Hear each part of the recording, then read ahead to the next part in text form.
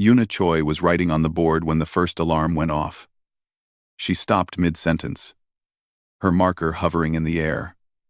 The sound was wrong. Not the regular fire drill tone. This was something else, something she had heard before in her military days. Her students looked up from their desks. 34 faces, all confused. They were young, most around 16 or 17 years old. Too young to remember the border conflicts, too young to know what that alarm really meant. Teacher Choi. "What is that?" asked Bin, the class president.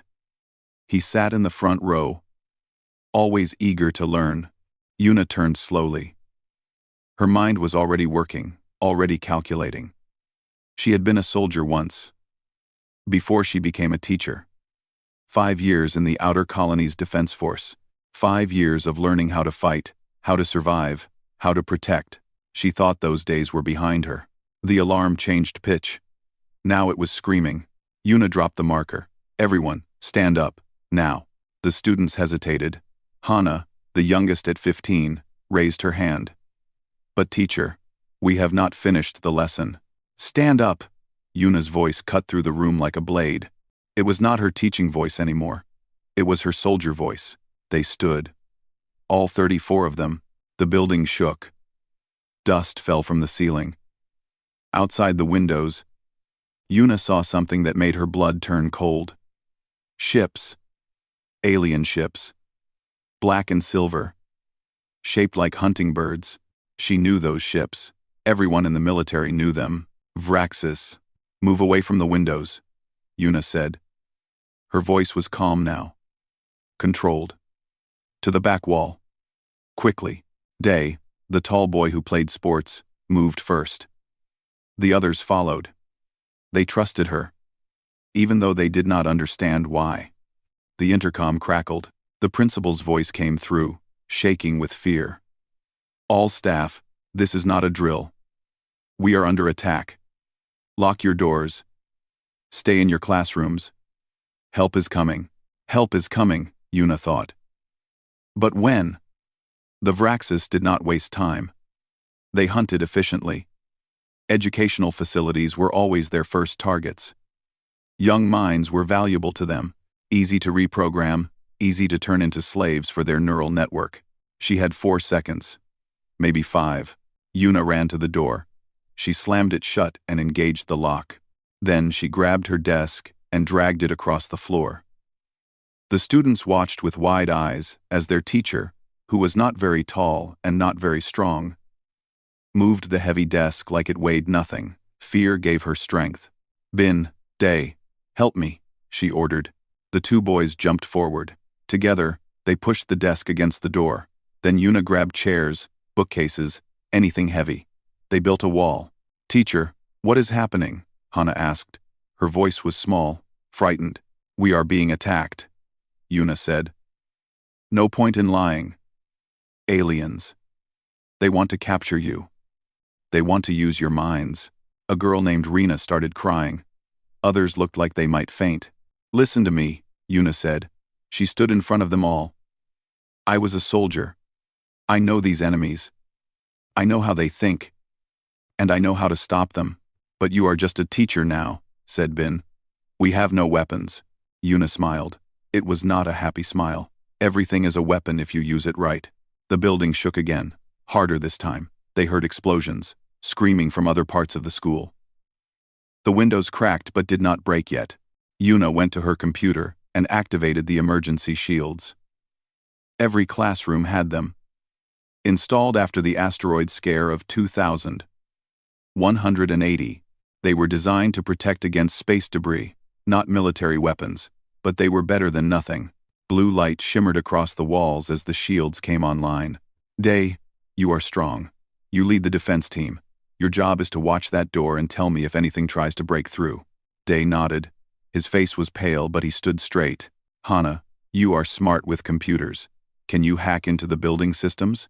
I think so," Hana said. "Good. You lead the tech team. Find out what is happening in the school. Find out where the enemies are." Yuna pointed to Rena. "You know first aid, right? I saw your medical club badge. Rena wiped her tears. Yes, teacher. You are medical team. Check everyone for injuries. We have a first aid kit in the cabinet. She looked at Bin. You are smart. You think clearly. You lead intelligence. Watch the monitors. Learn their patterns. Tell me everything you see. Bin's hands were shaking, but he nodded. Yuna divided all 34 students into teams. Everyone had a job. No one was useless. Fear was still on their faces, but now they had something to do. Something to focus on. The first impact hit the door. The barricade held, but barely. Shields at 70%, Hana called out from the computer. Yuna looked around the classroom. Science equipment. Chemical supplies. Electronic parts. Her military mind saw possibilities everywhere. Everyone. Listen carefully, she said. They will try to break in. They will use gas. They will use fire. They will use fear. But we are not going to let them take us. We are going to fight. But how? Asked a student named Tay. We are just kids. Yuna picked up a metal rod from the science supplies. She tested its weight. You are not just kids. You are my students. And I do not let anyone hurt my students. Another impact. The door cracked. Hannah, can you override the ventilation system? Yes, teacher. Good. Close all vents into this room. They will try to gas us. Yuna moved to the chemistry cabinet. She grabbed bottles, reading labels quickly. Her military chemistry training came back fast. Tay, help me. We are going to make something that will surprise them. What are we making? Tay asked. A weapon. The third impact broke through part of the door. A black metallic claw pushed through the gap. It was testing the barricade. Feeling for weakness, Yuna grabbed a bottle of acid from the chemistry set. She poured it carefully into a container. When they come through, we throw this. It will burn them. The students stared at her. Their teacher, who always smiled, who made history interesting, who never raised her voice. Now, she was teaching them how to fight aliens. Teacher Choi, Bin said quietly. Are we going to die? Yuna looked at him. She looked at all of them. 34 young faces. 34 lives depending on her. No, she said. We are going to survive. I promise you. She did not know if she could keep that promise. The Vraxis had conquered hundreds of worlds. They had technology far beyond human weapons. They had numbers and experience, but Yuna Choi had something they did not have.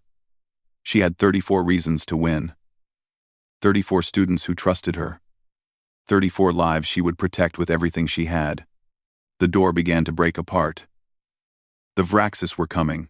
Yuna picked up her improvised weapon. Remember, she told her students. We are humans. We do not quit. We do not surrender. And we do not give up on each other. The classroom fell silent, except for the sound of alien claws tearing through metal. The battle was about to begin. The first Vraxis broke through at hour 3. It was tall, with 4 arms and skin that looked like black metal. Its eyes glowed red.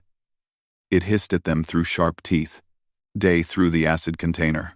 His aim was perfect from years of playing sports. The liquid hit the alien's face. It screamed, a sound that hurt their ears. The creature fell back, clawing at its burning skin. Close the gap, Yuna shouted. Push more furniture. They worked together, sealing the break. But Yuna knew this was just the beginning. The Vraxis would try again. And again. And they would not stop. By hour 6, the students understood their situation. No rescue was coming soon. The news on Hana's hacked feed showed attacks all over the planet. Earth's military was fighting everywhere. Their little classroom was not a priority. We are on our own, Bin said quietly, watching the news feed. Then we fight on our own, Yuna replied. She had them take shifts. Some watched the door. Some slept. Some worked on making more weapons from classroom supplies. Yuna herself never slept. She could not afford to. At hour 12, The Vraxes tried a new tactic. They pumped gas through the walls. Hana had sealed the vents, but the gas found other ways in. It was yellow and smelled like burning plastic. Everyone, cover your faces. Yuna grabbed lab coats and tore them into strips. Wet these with water. Breathe through them. The gas made their eyes water. Several students started coughing badly. Rena moved between them with the first aid supplies, doing what she could. "Teacher, I feel sick," said a girl named Sora. She was shaking. Yuna held her hand. "Stay strong. The gas will clear. Breathe slowly." They survived the gas. Barely. Hour 20 brought new horrors. The Vraxes started cutting through the walls with plasma torches. Yuna could see the orange glow getting closer. The shields would not stop plasma. "Hana, can you overload the electrical system in that wall?" Yuna asked. Hana's fingers flew over the keyboard. "I think so. But it might kill the power in here too." "Do it." When the Vraxes touched the wall with their plasma torch, electricity surged through the metal. 2 aliens dropped, their bodies smoking. But the classroom went dark, except for emergency lights. "We can work in the dark," Yuna said. "They need light to see clearly. We have the advantage now." Hour 31 changed everything. The Vraxes brought heavy weapons. They blasted a hole in the wall big enough for 3 of them to come through at once. Yuna grabbed a metal pipe. Tay, with me. Everyone else, back." She met the first alien with a swing that would have made her old drill sergeant proud. The pipe connected with the creature's head. It staggered. Day hit it from the side. Tay went for its legs, but there were 3 of them, and only one Yuna. The second alien's claw caught her arm. She felt it tear through skin and muscle. Blood sprayed across the floor. The pain was enormous. But Yuna did not scream. She could not scream. If she showed weakness, her students would lose hope. She switched the pipe to her other hand and kept fighting. The third alien reached for Hana, who was closest. A boy named Hyun, who had been quiet and scared this whole time, suddenly jumped forward. He had a piece of broken glass in his hand. He stabbed it into the alien's back. The creature spun and grabbed Hyun. Its claw went through his chest. "No," Yuna screamed, but it was too late. Hyun fell. His eyes looked at Yuna one last time, then closed. Something broke inside Yuna. And something else, something harder, took its place. She attacked the alien that killed Hyun with pure rage. She did not feel her wounds. She did not feel fear. She only felt the need to protect her remaining students. When the 3 Vraxes lay dead on the floor, Yuna stood in their blood. Her left arm hung useless at her side. She looked at Hyun's body. "I am sorry," she whispered. "I am so sorry." Rena came forward with medical supplies. "Teacher, your arm. Later. First we seal that hole." They worked through the pain, through the grief, through the fear. They dragged alien bodies to block the gap. They used melted plastic from the lab to seal edges. It was ugly work, but it held. Yuna finally let Rena look at her arm. The injury was bad. Very bad. Part of the bone showed through the torn flesh. "I need to stop the bleeding," Rena said. Her hands shook as she worked. "Do what you must," Yuna said. She heated a metal plate with a small torch. Then she pressed it against her own wound. The smell of burning flesh filled the room. Several students looked away. But Yuna did not make a sound. She just gritted her teeth and counted to 10. When it was done, the bleeding had stopped. Her arm was useless now, but she was still alive. "We lost Hyun," Bin said. "We need to remember him. He was brave." "We will remember," Yuna promised. "We will tell everyone what he did. But first, we survive. That is how we honor him." Hour 48 passed. Then hour 50. The attacks kept coming. Each one was harder than the last. The students were exhausted. Several were injured. Their food was almost gone. Water was low, but they held the line. At hour 55, Hana made a discovery. "Teacher, I think I can use the school's power grid to make an EMP device. It would shut down alien equipment in the area. How long would it take? Maybe 4 hours. And I need help. Yuna assigned her best students to help Hana. They worked with broken equipment, spare wires, and pure determination. Yuna watched them and felt something she had not felt in days. Hope. By hour 68, things looked dark. The shields were at 5%. The barricade was falling apart. They had 1 bottle of water left and no food. Several students could barely stand. Yuna sat with her back against the wall. Her vision was blurry from blood loss and exhaustion. She knew they did not have much time left. "Teacher," Bin said, "maybe you should record a message. For our families." Yuna looked at her students. 33 now. 33 tired, wounded, but unbroken young people. They had fought for 3 days. 3 days against impossible odds. She activated her communication device. At first, she meant to say goodbye. To tell their families they tried their best. But when she started talking, different words came out. "My name is Yuna Choi. I am a teacher at Seoul Academy. For 3 days, my students and I have been under attack. We have no weapons, no training, no support. But we are still here. We are still fighting. And we will not break." Her voice grew stronger. "To anyone who can hear this, we have intelligence on the enemy.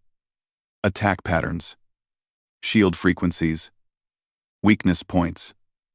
We learned this while fighting for our lives, and we are sending this data now." Hana had already prepared the file. She transmitted everything they had learned. Every observation, every pattern, every weakness they found. "We may not survive," Yuna continued. "But our information will. Use it. Beat them. And remember that 34 students stood against an army. Remember that humans do not quit." She ended the transmission. Around her, the students stood a little straighter. 4 more hours, Hana said. "The EMP will be ready in 4 more hours. Then we hold for 4 more hours, Yuna said. She stood up with her one good arm. Blood dripped from her wounds. She could barely see straight, but she picked up her weapon. "One more time," she told her students. "We hold the line 1 more time." They took their positions, and they waited for the final attack. Hour 72 arrived with the sound of metal tearing. The Vraxis commander had come personally. Yuna could tell by the way the others moved aside for him. He was bigger than the rest, with armor that looked like it could stop anything. "Ready the EMP," Yuna whispered to Hana. "It is not tested yet. It might not work. It will work. It has to work." The commander smashed through their barricade like it was made of paper. Furniture flew everywhere. The students scattered, but they did not run. They had nowhere to run to. This was their last stand. The commander looked at them with his red eyes. He spoke through a translator device on his chest. His voice was like grinding metal. "Surrender. You have fought well for prey. But this ends now." Yuna stepped forward. She held her weapon in her one good hand. The other arm hung dead at her side. Blood covered her clothes. She looked like she should be dead already. "No," she said simply. The commander tilted his head. "You are their leader. One human, injured, weak. Why do you still resist?" "Because they are my students," Yuna said. "And I do not abandon my students." For a moment, something flickered in the commander's eyes. Confusion, maybe. Or respect. The Vraxis had conquered 847 worlds. They had fought thousands of species. But they had never seen a prey species act like this. "You should be honored," the commander said. "Your minds will join our network. You will be part of something greater." "Resigna. We are already part of something greater," Yuna replied. "We are human." She attacked. It was a foolish attack. Suicidal. She had one arm and could barely stand. The commander could kill her with one blow, but she was not trying to win. She was buying time. "Now Hana," she screamed. Hana activated the EMP device. The classroom filled with blue-white light. Every electronic device went dead. The commander's armor sparked and smoked. His translator stopped working. The lights on his weapons went dark. The EMP had worked. And it had reached further than they planned. Yuna heard explosions throughout the building as alien technology failed. "Go!" Yuna shouted to her students. "The corridor! Now!" They ran. All 33 of them poured through the broken barricade. The Vraxis in the hallway were stumbling. Their equipment dead. Some were trying to reboot their armor systems. Others were confused in the sudden darkness. Day reached one first. He had a chair leg as a weapon. He swung it hard. The alien went down. Tay was right behind him. Then Sora. Then all of them. They were not trained soldiers. They were not warriors. They were students. But they had spent 3 days learning how to survive. 3 days learning how to fight. 3 days becoming something the galaxy had never seen before. Yuna led them through the chaos. Her mind worked on pure instinct now. Left turn. Right turn. Avoid that group. Hit this one. Keep moving. Always moving. "Where are we going?" Bin asked, running beside her. "Communications center," Yuna said. "We need to tell everyone what we learned." They fought their way up 3 floors. Yuna lost count of how many aliens they faced. Her students moved like a unit now. When one got tired, another took their place. When someone fell, others pulled them up. They were no longer individuals. They were a team. The communications center door was locked. Hana worked on the controls while others guarded her. Yuna leaned against the wall, trying to stay conscious. She had lost too much blood. Everything was starting to go gray. "Teacher, stay awake," Rena said, patting her face. "We need you." "I am awake," Yuna lied. The door opened. They rushed inside. Hana went straight to the main terminal, while Tay and another student named Quan secured the door. "I need 3 minutes," Hana said. Her fingers flew over the controls. "You have 2," Yuna said. She could hear the Vraxis coming. They had figured out what was happening. Bin stood next to Yuna. He had a piece of broken equipment in his hands as a weapon. The boy who had been so scared on day 1 now stood ready to fight. "Teacher," he said quietly. "Thank you." "For what?" "For not giving up on us." Yuna smiled. It hurt her cracked lips. "Never." The Vraxis hit the door. Once. Twice. It started to bend. 1 minute, Hana said. She was uploading everything. Attack patterns. Shield frequencies. Weak points in armor. Communication codes. Everything 33 students and 1 teacher had learned while fighting for their lives. The door exploded inward. Vraxis poured through. But this time, something was different. Yuna heard human voices, human weapons. Earth's military had finally arrived. Soldiers in combat armor rushed past the students, engaging the aliens. A medic ran to Yuna. "Ma'am, you need immediate medical attention." "Finish the upload first," Yuna said, pushing the medic away. 95%, almost there. Yuna watched the progress bar. Each second felt like an hour. Around her, the battle raged. Her students huddled behind her. Safe now that real soldiers were here. 100%. The upload completed. "It is done," Hana said. "Every human ship in range now has our data." Yuna finally let herself fall. The medic caught her. "We need a medical transport now," he shouted into his radio. The last thing Yuna saw before darkness took her was her students. All 33 of them. Dirty, wounded, exhausted, but alive. She had kept her promise. When Yuna woke briefly in the medical transport, a news feed was playing. She could not focus on most of it, but she heard enough. Human forces were using the data from Seoul Academy. The intelligence had proven accurate. Devastating. Battles that were going badly had turned around. Ships that were retreating were now advancing. 1 teacher and 33 students had changed the war. A general appeared on the screen. His voice was grave but carried a note of wonder. "The Battle of Seoul Academy will be remembered as the turning point." Against impossible odds, civilians held a defensive position for 72 hours. They not only survived but gathered intelligence that has proven invaluable. The general paused. "Teacher Yuna Choi, and her students have shown the galaxy what humanity is truly capable of. They have shown that we do not need to be the strongest. We do not need the best weapons. We need only the will to stand and fight when everything says we should fall. Yuna closed her eyes. She had done enough. Now she could rest. But the galaxy was just beginning to understand what had happened. Soul Academy was not just a story of survival. It was proof of something terrifying to alien species across the stars. Humans were not naturally superior. They did not have better technology. They were not stronger or faster. But they had something that could not be measured or understood. When backed into a corner, when death was certain, when any reasonable species would surrender, humans simply refused to lose. And they would protect their own at any cost. The Vraxis commander survived the battle. He was captured and interrogated.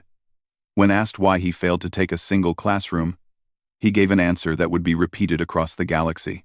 We calculated their weapons. We calculated their defenses. We calculated their abilities. But we did not calculate their determination.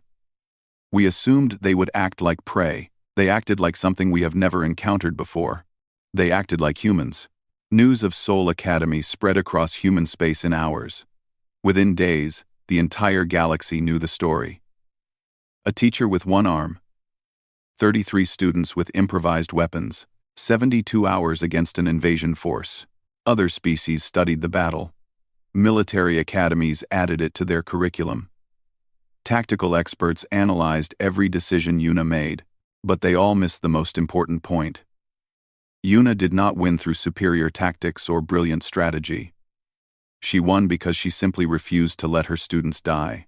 She won because the idea of giving up never even occurred to her. That was the human difference. Not intelligence, not strength. Just pure, stubborn determination to protect each other. And the galaxy had just learned that lesson the hard way. Yuna collapsed the moment the rescue forces took control of the communications center. Her body had been running on pure willpower for 3 days. Now that her students were safe, that willpower finally broke. Medical teams rushed her to the nearest military hospital. The doctors took one look at her condition and shook their heads. Multiple fractures, severe blood loss, infection setting in from her self-cauterized wounds. Her left arm was damaged beyond repair. They put her into medical stasis immediately. The procedure would let her body heal while keeping her brain active enough to prevent neural damage. Expected recovery time was 6 months minimum. Maybe 8. While Yuna slept in her medical pod, the world moved around her. Her final broadcast went viral within hours. Every news station played it. Every social media platform shared it. People across Earth and her colonies watched a wounded teacher declare that humans do not quit. The video quality was poor. The sound crackled. But the message was clear. And it changed everything. Within 3 days, the Vraxis collective withdrew from human space. Their losses had been acceptable according to their calculations. But something about Soul Academy frightened them. One location that should have fallen in minutes had held for 3 days. And the intelligence gathered there had cost them hundreds of ships. The Vraxis were practical. They did not fight wars they could not win. Humans had proven too unpredictable, too dangerous. Better to find easier prey. Other alien species watched this withdrawal with interest. Humanity had been considered a minor species. Aggressive, yes. Technologically advancing, yes. But not a major power. Soul Academy changed that perception. The Meridian Alliance, a coalition of advanced species that controlled much of the galaxy, had previously rejected Earth's application for council membership. They said humans were too young, too violent, too emotional. 3 weeks after Soul Academy, the Alliance sent a formal invitation. Earth was given a seat on the council. Not as a junior member. As a full voting member with all rights and privileges. The ambassador who delivered the invitation was asked why the sudden change. His answer was simple. Any species where a single teacher can hold off an invasion force is not one we can afford to underestimate. While diplomats and politicians worked on Earth's new galactic status, regular people made Yuna into something else. A symbol, a hero, a legend. Artists created paintings of her last stand. Musicians wrote songs about the 72 hours. Writers composed poems and stories. Children played games where they pretended to be Teacher Choi, defending their classrooms with improvised weapons. Her students became celebrities. News crews followed them everywhere. They were invited to speak at schools, military academies, government functions. Bin, who had been so scared at the beginning, now spoke confidently to rooms full of admirals and generals. Teacher Choi taught us that we are never helpless, he said in one famous speech. She taught us that everything can be a weapon, that every person has value. That determination matters more than strength. Hana, the young tech genius, was offered positions at a dozen research facilities. She turned them all down. I want to teach, she said. Like Teacher Choi taught us, Dae joined the military. So did Tae. So did 15 others from that classroom. They said they wanted to honor Hyun's memory.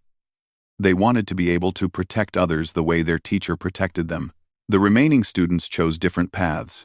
Some became doctors, some became engineers, some became politicians. But all of them spoke about those 3 days. All of them told the story of their teacher who refused to give up. Earth's government faced an unusual problem. How do you honor someone like Yuna Choi? Military medals did not seem right. She was not a soldier when she fought. She was a teacher. Civilian awards felt too small. She had changed the course of a war and humanity's place in the galaxy. They debated for weeks. Finally, someone suggested something new. Something that had never existed before. Legend rank. It would be a classification above military ranks, above government positions. It would be reserved for individuals who fundamentally changed humanity's story. Who did the impossible? Who showed the galaxy what humans could be? The proposal passed unanimously. Yuna Choi would be the first person ever to hold legend rank. Her students would all receive the title of Heroes of Terra, with full honors and benefits. But there was more. Legend rank came with privileges.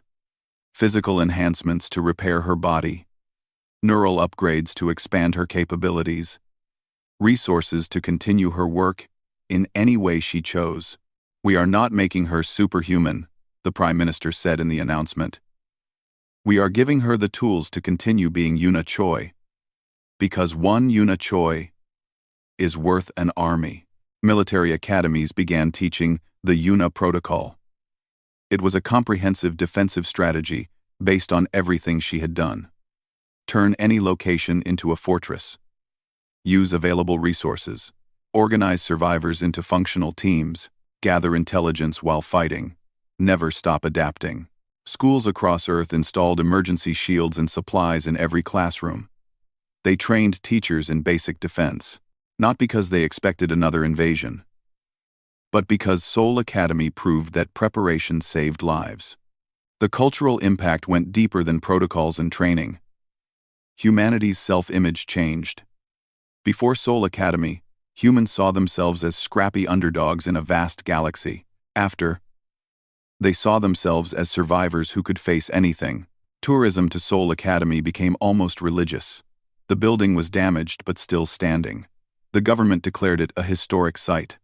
Thousands visited each day to see the classroom where it happened. They looked at the scorch marks on the walls, the broken barricades, the improvised weapons in their display cases. A memorial was built for Hyun, the student who gave his life. His statue showed him not as a fighter, but as a student with a book in hand. The inscription read, "He stood when standing was impossible. He fought when fighting seemed useless. He proved that courage has no age." While all this happened, Yuna slept. She did not know about the statues, the songs, the speeches, the way her name had become synonymous with human determination. She did not know that children pretended to be her, that soldiers studied her tactics, that diplomats invoked her name in negotiations. She did not know that she had become a legend. The doctors monitored her progress carefully. Her body was healing faster than expected. The medical technology was working. Her arm was being rebuilt with synthetic tissue that was better than the original. Her neural pathways were being strengthened and expanded. But they kept her in stasis anyway. She needed to heal completely, physically and mentally. The trauma of those 3 days would not disappear easily. In her medical pod, Yuna dreamed. She dreamed of her students, of Hyun's last look, of the Vraxis commander's red eyes, of the moment when she thought they would all die. But she also dreamed of something else, of her students standing tall at the end, of their determination, of how they had become warriors when they needed to be, and how they had stayed human through it all. 6 months passed. Earth's position in the galaxy solidified. The war with the Vraxis was officially over. Peace treaties were signed. Humanity claimed new territory, new resources, new respect, and still Yuna slept. The doctors decided to wait 1 more month, then another. They wanted to be absolutely certain she was ready. Finally, after 8 months, they began the awakening process. It would take days for her to come back fully. But the medical staff prepared with excitement. Legend rank Yuna Choi was about to rejoin the world, a world that had changed dramatically while she slept. A world where she was no longer just a teacher. She was a symbol, a legend, a living reminder of what humans could achieve. But the doctors wondered if she would want all that attention, all that responsibility. From what they knew of her file, Yuna Choi had always been a quiet person. She became a teacher because she wanted to help students learn, not because she wanted fame. They worried about how she would handle waking up to find herself a legend. Yuna opened her eyes slowly. The light hurt. Everything was too bright, too sharp. She blinked several times, trying to remember where she was. Hospital, medical equipment, white walls. She was in a medical facility. Welcome back, Legend Choi. A doctor stood beside her bed, smiling. Legend? Yuna's voice came out rough. Her throat felt dry. What do you mean? The doctor's smile faltered slightly. You have been asleep for 8 months. Many things have changed. 8 months. Yuna tried to sit up. Her body felt strange, different. She looked down at her left arm. It was there. Complete. She flexed her fingers. They worked perfectly. We rebuilt it, the doctor explained. New synthetic tissue. Better than the original.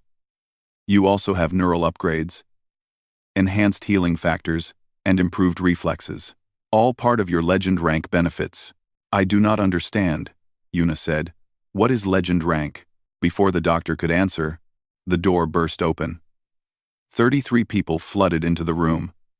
Her students. They were taller now, older looking. 8 months had changed them. But she knew every face. Teacher. Bin was first to reach her. He stopped just short of hugging her, suddenly unsure. You are awake. You grew, Yuna said. Her eyes were wet. All of you grew. Then they were all around her, talking at once. Hana explained the technical aspects of her medical treatment. Day showed her his military uniform. Rena was studying advanced medicine. Tay had grown even taller.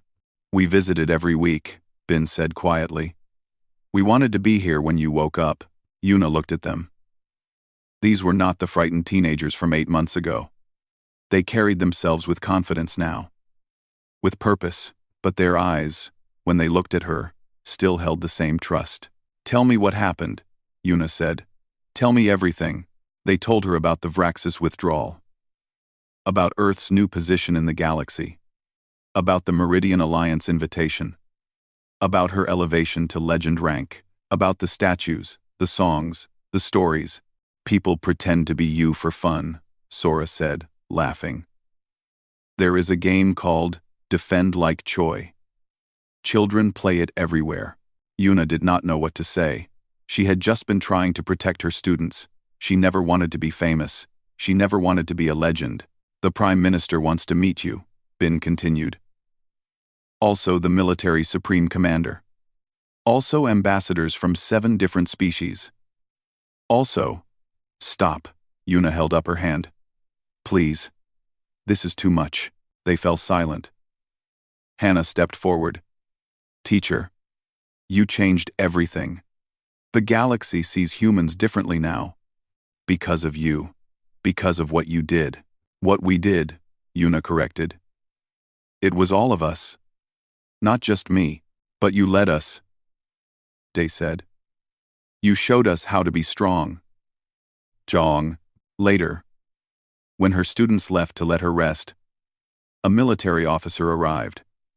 He was old, with gray hair, and more medals than Yuna could count.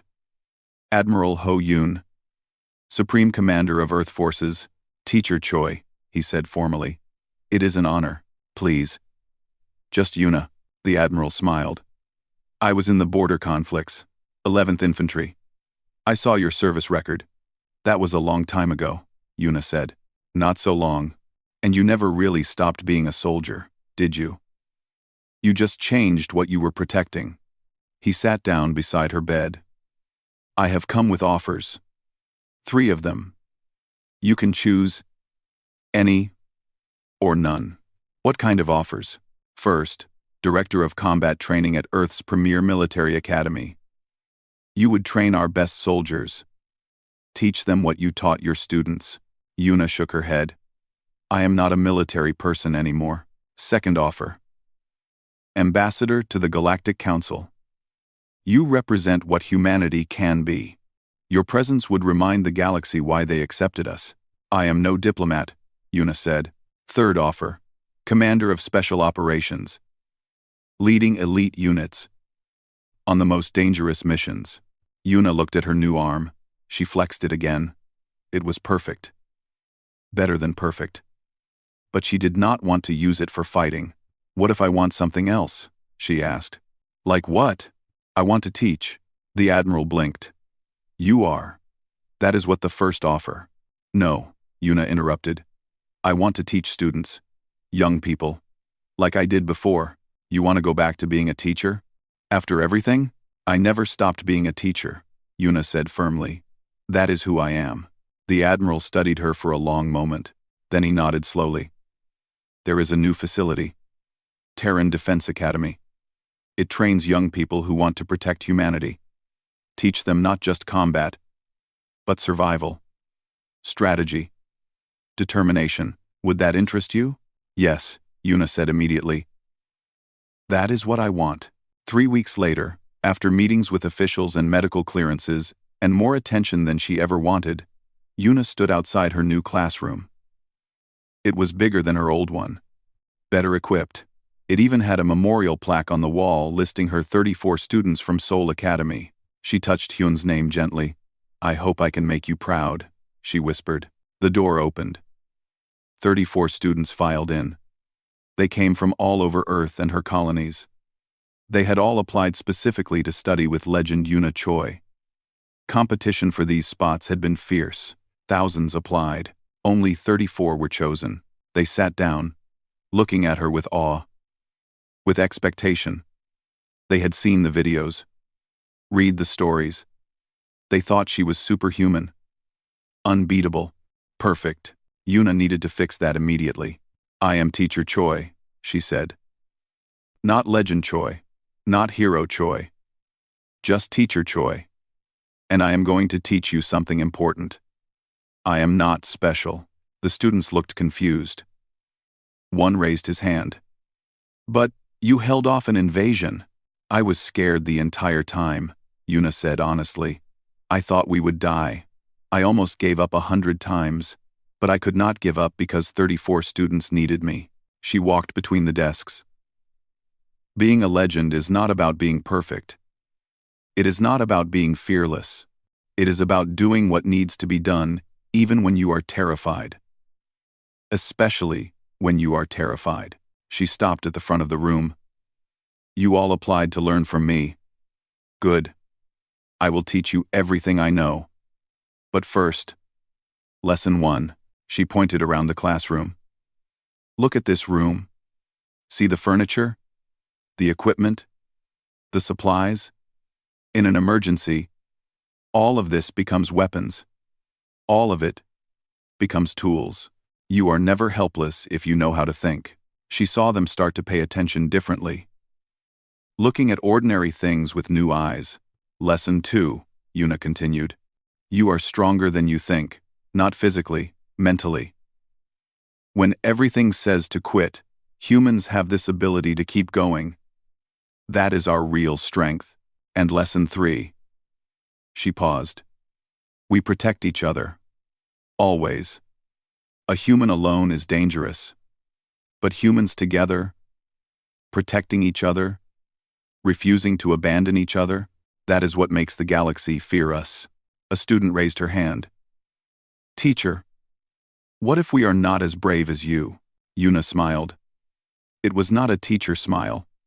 It was the smile of someone who had faced death and survived. I was not brave. I was terrified. But being brave is not about having no fear. It is about having fear and acting anyway. That is what I will teach you. She activated the classroom's holo display. It showed star maps, alien species data, tactical information. You want to know why I came back to teaching? Because you are humanity's future. Not because you are stronger or smarter, but because you can be taught. You can learn. You can become the next generation that protects Earth. The students leaned forward. They were hooked now. We will start with the basics, Yuna said. How to turn this classroom into a fortress. How to organize into teams. How to improvise weapons. How to gather intelligence. How to survive when survival seems impossible. She looked at each student. I will push you hard. I will make you uncomfortable. I will teach you things you hope you never need to use, but when you leave this classroom, you will be ready for anything. Why? Someone asked. Why push us so hard? Yuna thought of Hyun. Of the 3 days in Seoul Academy. Of her students, who became warriors when they needed to be. Because the galaxy is big, she said quietly. And it is dangerous. And someday, somewhere, one of you might be in a situation like I was. 34 lives depending on you. No help coming, no weapons, no time. And in that moment, I want you to remember what you learned here. I want you to survive. She picked up a marker. Now, let us begin. As Yuna started teaching, she felt something settle inside her. This was right. This was who she was meant to be. Not a legend. Not a symbol. Just a teacher. Preparing the next generation. Outside the window, she could see statues of herself. News crews hoping for interviews. Tourists taking pictures. But inside this classroom, she was just Teacher Choi. And that was exactly what she wanted to be.